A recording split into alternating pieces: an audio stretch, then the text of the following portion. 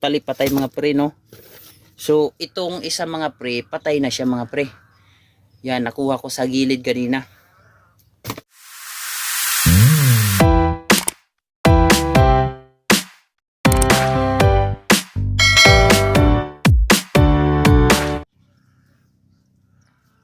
Yo, what's up mga pre? Magandang araw sa inyong lahat at welcome back dito sa aking YouTube channel, Boy Negro TV.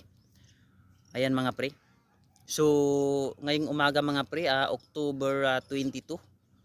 So, araw ng linggo mga pre. So, ayan mga pre, meron tayong bad news. Bad news tayo mga pre dito sa ating palaisdaan sa ano kasi mga pre, ibabalita ko sa mga pre. Nagkandamata yung isda mga pre, may fish kill ngayon mga pre. So dahil yan mga pre sa sobrang init, ayan mga pre, so bago natin pagpatuloy yan mga pre, sa mga hindi pa nakakilala sa akin, ako nga po pala si Boy Negro TV, at sa mga hindi pa nakapag-subscribe, please subscribe nyo naman pa ako, like, comment mga pre, at share. Huwag nyo rin kalimutan pindutin yung bell button para updated lagi kayo sa aking mga video na i-upload. So ayan mga pre, so ipapakita ko sa inyo mga pre yung nagkandamatay na isda. So nandito tayo sa ano mga pre, sa gilid ng palaisdaan ngayon. Ayan, papakita ko sa inyo mga pre Ayan mga pre Yan. So mga pre, itong isda nito mga pre, pinulot ko dito sa gilid ng palaisdaan mga pre sa yan. So ayan mga pre, kung nakikita nyo mga pre, ayan yung parang damya mga pre, yan maliliit. Yan. So lumulutang lang yan mga pre sila. Yan. So kung makikita nyo mga pre sa malayo, maraming ibon.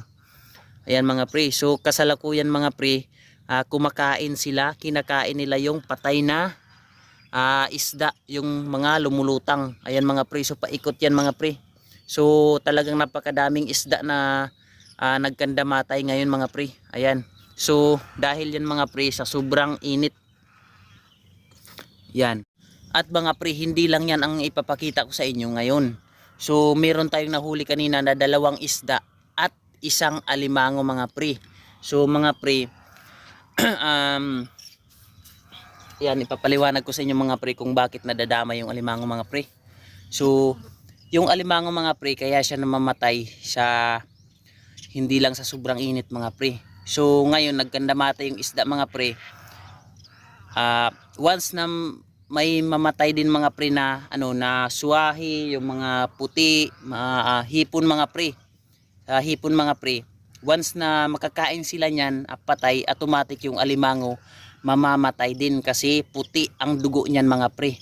Puti ang dugo. So sa isda mga pre, no problem siya. So hindi siya mamamatay mga pre. Kunyari ang alimango, ang isang alimango makakain ng isda na patay, hindi siya mamamatay kasi pula ang dugo ng isda mga pre. Yung dugo ng alimango is puti, kaya hindi siya mamamatay, okay lang yan mga pre. Pero pag ang makain niya mga pre, ang makain ng alimango is hipon, mga suwahi, ganyan, automatic mamamatay din yung alimango mga pre. So ipapakita ko sa inyo mga pre, meron akong nilaga na alimango mga pre. So ngayong umaga lang talaga mga pre, hindi ko na i-video kanina kasi maaga pa, 6 o'clock parang umaga. Ngayon 7:30 na mga pre ng umaga. So ayan, hindi ko na isip kanina na i-vlog ko, i-video ko mga pre. So ipapakita ko sa inyo, may 2 pang isda na patay mga pre. Ayan, papakita ko sa inyo yung huli ko ngayon kanina mga pre Nandito mga pre Ayan mga pre. So yung isa mga pre buhay pa. So kumbaga tinik ko. Kumbaga mga pre, sa pa 50-50 muna siya mga pre. Ito ayan mga pre, makikita nyo mga pre, yan 2. Yan. Buhay pa. Yan, hindi pa siya totally patay mga pre, no. So itong isa mga pre, patay na siya mga pre. Yan, nakuha ko sa gilid kanina. At saka meron tayong alimango mga pre. Ito, nakuha ko kanina mga pre, patay na. So grabing taba mga pre nito. Ayan mga pre, yan. So, grabe, super taba siya mga pre. So, ito mga pre, malamang nakakain ito ng pasayan. So, kaya siya namatay, nadamay siya mga pre. Ayan, kaya ngayon mga pre, minomonitor ko palagi ang palaisdaan, ang gilid ng palaisdaan para pulutin yung mga patay na pasayan para hindi na makain ng alimango o mga pre. So, ayan. Mga pre, ang dahilan mga pre kung bakit nagkandamata yung isda. May mga fish kill ngayon mga pre. So sa sobrang init.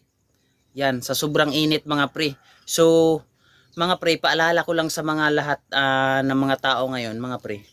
So lalong lalo na dun sa mga kandidato nangangampanya mga pre. So ingatan nyo yung sarili nyo. Lalo na yung mga high blood ngayon mga pre. So ayan. Ipapaalala ko yung mga pre. So ayan, so mag-ingat kayo mga pre dahil sa sobrang init ngayon mga pre.